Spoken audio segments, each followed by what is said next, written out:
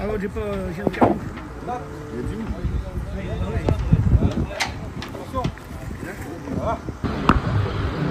S'il y a une chose qui est sûre, c'est que Yannick Bestaven n'a plus besoin de présentation.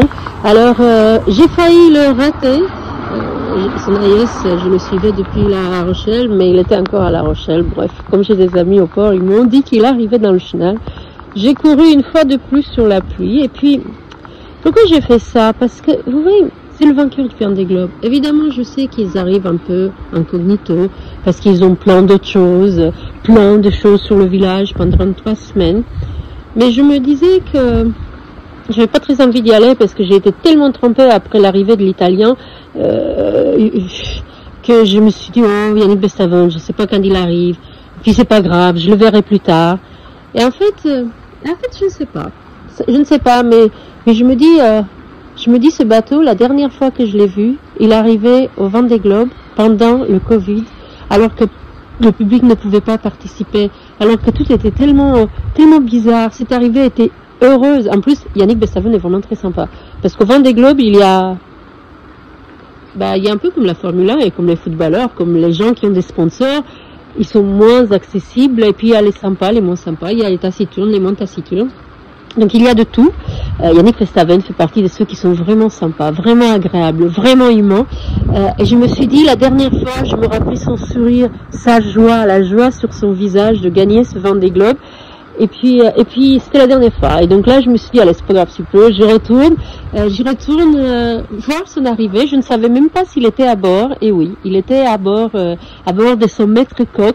Et en plus, aujourd'hui, je regardais. Et si vous ne l'avez pas fait, je vous encourage à le faire. Je n'ai pas de micro, donc là, avec la pluie, c'est peut-être le son est peut-être pas très bon. Alors, il a fait un réel Mission Impossible avec Yannick Bestaven. Ce sont les gens de chez Maître Coq, la com est à fond. C'est drôle comme tout. Vous savez, c'est une de ces vidéos un peu comme faisait Hugo Boss, un peu des trucs marrants. Et je ne vais pas vous la spoiler, je vous laisse la regarder. Donc, je l'ai regardée cet après-midi, j'ai rigolé pendant une demi-heure. Et puis là, je l'ai regardé arriver sous la pluie, tout seul. Il y avait au Sable d'Olonne, sur ce ponton, Bernard Gergaud, moi et le directeur du port pour accueillir le vainqueur du Vendée Globe.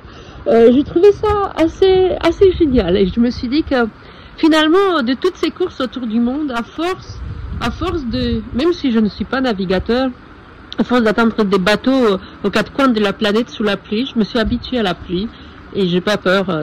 Et c'est ma petite victoire. Alors, pourquoi je vous dis ça? Parce que je vais essayer, là, demain, après-demain, il va y avoir énormément d'arrivées de bateaux. J'ai quelques interviews aussi de prévues avec Violette d'Orange, surtout vendredi, j'ai hâte de l'interviewer. J'ai d'autres interviews, j'ai d'autres choses. Voilà, je vais essayer d'être un peu là quand je le peux pour vous montrer avec mon expérience et mon regard des cancans presque. Un regard qui n'est pas celui des marins, des voileux très expérimentés.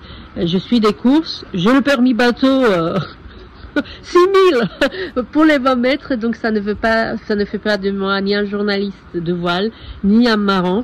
Ça fait de moi juste un passionné de mer, de bateau, et puis surtout d'histoire humaine. Donc c'est cela que je vais essayer de vous raconter, un peu comme je le pourrais. Il faut savoir que le Vendée Globe est assez compliqué, les gens sont aussi peu accessibles. Moi j'ai croisé des gens de l'American Scope qui étaient plus accessibles que les skippers du Vendée Globe. Donc voilà, on va voir. Moi je n'ai pas trop envie ils sont très occupés, ils sont très demandés. Et puis je suis, même si ça n'a pas l'air comme ça, un peu timide.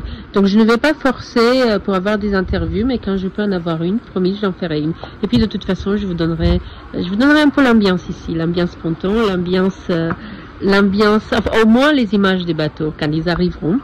Et de temps en temps, des images sur les pontons. Allez, j'arrête, je vais sécher mes pantalons. À bientôt, merci de m'avoir suivi. Bye bye.